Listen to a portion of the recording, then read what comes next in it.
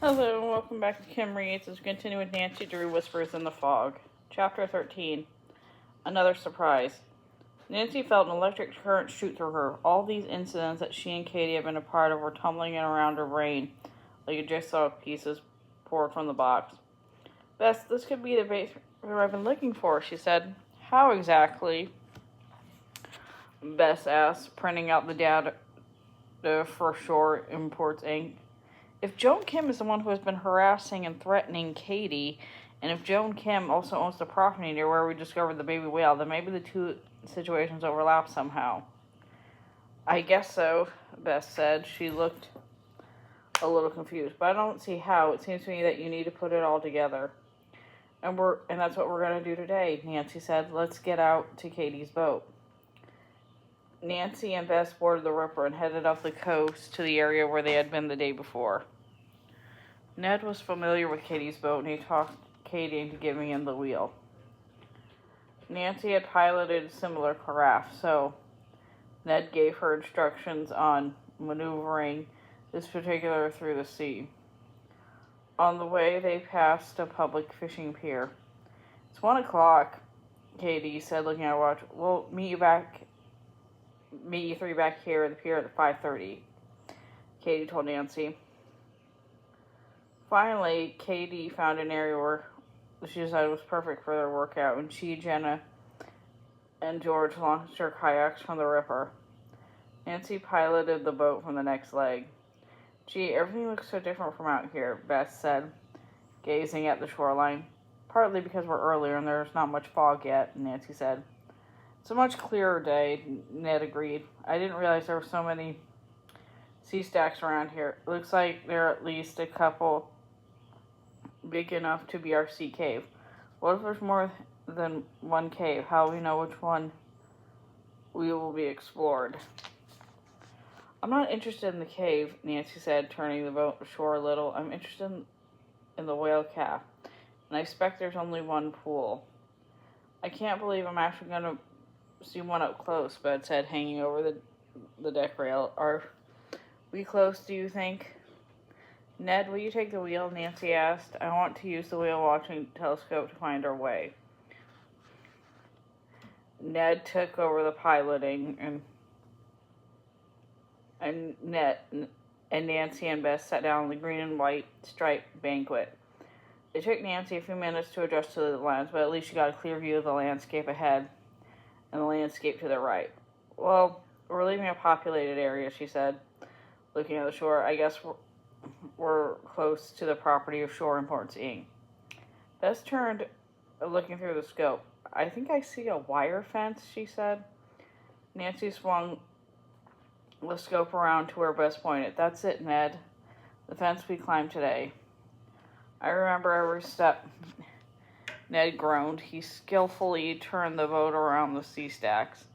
A couple of sea otters were sunbathing on the flat top of the rock above the sides of the Ripper. Startled, they skidded down a well-worn path into the water. As the boat chugged into the area of the sea caves, the shoreline almost disappeared. From the ocean perspective, the rocky formations almost completely concealed the bluffs and landscape from everyone gliding by boat. Nancy kept watching through the scope until she finally called out to the others.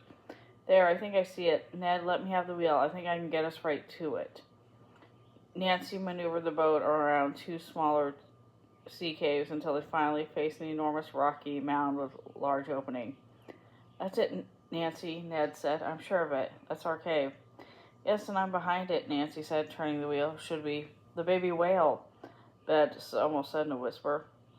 Nancy cut the motor to idle around of the sea cave, and there it was, the holding pen, the walls of the pen extending for yards and yards. She steered the boat carefully until they came up to the holding pen.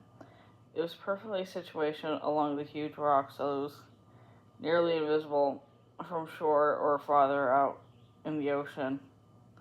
You know, we were lucky to find this thing, Ned said. If I didn't know it was there and we were just cruising, we'd pass right by it. Listen, Ned, Nancy said, straining to hear. I don't hear anything, Ned said. I don't either, Beth said. That's what I mean, Nancy said, disappointed. No whispers, no moans. No whale, I bet, Ned said, craning over the railing to see to the holding pool. Nancy idled the boat around the oceanside perimeter of the pool. She remembered the treacherous rocks she had kayaked through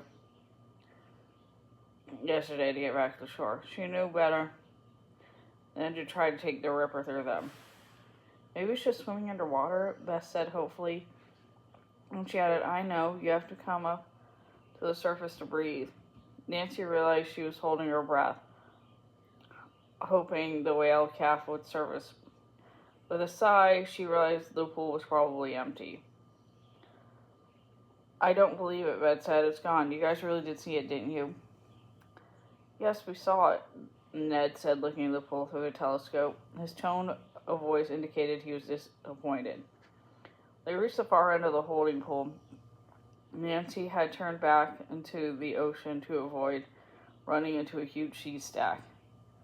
The shoreline with the backdrop of an enormous bluff curved dramatically out of the water. The metal fence of shore and ports continued along the bluff top.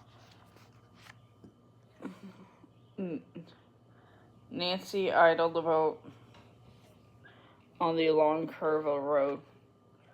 On the far side of the curve, hidden by the bluff, was a harbor. Look at that, Beth said, pointing to the harbor. What is it? Nancy was stunned to see the huge ship apparently anchored about 500 yards out in the harbor. It looks like some sort of freighter, she suggested. Cranes and pulleys jutted high into the air from the ship, forming sharp geometric shapes against the fog bank far in the horizon. Nancy looked at the ship, then back at the shore. Because of the rocks in the sea and the enormous bluff, the ship was probably not visible from anyone except on the private property. I bet this is a private harbor for Joan Kim's outfit, Nancy guessed. I think we'll have to check out the ship. She increased the speed of the boat and turned toward the ship. If anyone stops us, we're just tourists out for some sightseeing. We're just interested in the pretty big ship and wondering what it is. She steered the Ripper around the curve of the land and into the harbor. One of you might want to aim the telescope toward the ship, she suggested, keeping her eye on the boat ahead. See if you can tell me how many people are wandering around the decks. Hey, is anyone listening to me back there? I don't think we'll get on board. I'd like to see who owns it. And she felt a searing pain on the back of her head. Her knees felt like a gelatin, and all blood seemed to gush from her head. The last thing she heard as she crumbled on the floor was a plaintive, unearthly moan. That's it for that chapter. See you later.